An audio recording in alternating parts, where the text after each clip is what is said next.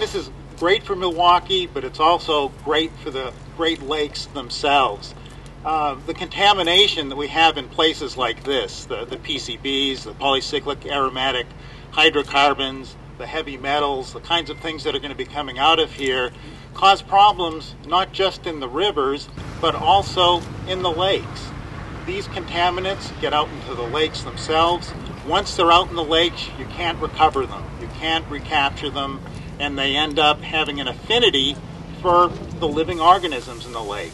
They end up building up in the small phytoplankton, the zooplankton, the small fish and the large fish, and that's one of the reasons why we've got fish consumption advisories for the fish in the lake that really limit their use. So this is where we need to deal with that toxic contamination problem.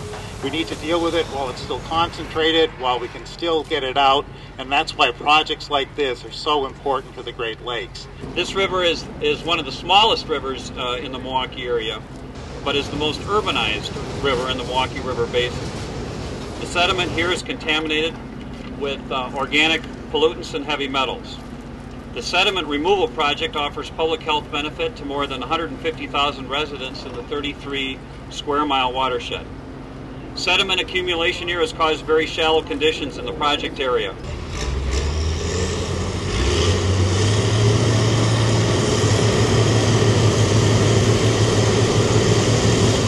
This barge is going to sit on right next to where we're going to be removing the contaminated sediment. The bucket was lowered into the water, and as it hits the sediment, it closes its teeth to pull up a scoop of contaminated sediments or mud from the bottom of the river. Then that material will be lifted up and placed in a material barge that will be situated right next to the dredge barge.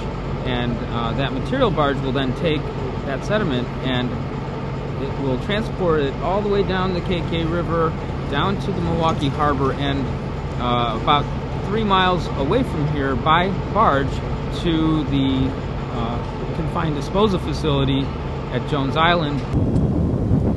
This is a $22 million federally funded cleanup in partnership with the Wisconsin DNR. Not only is it important for the environment, it's also important for the economy of the Great Lakes.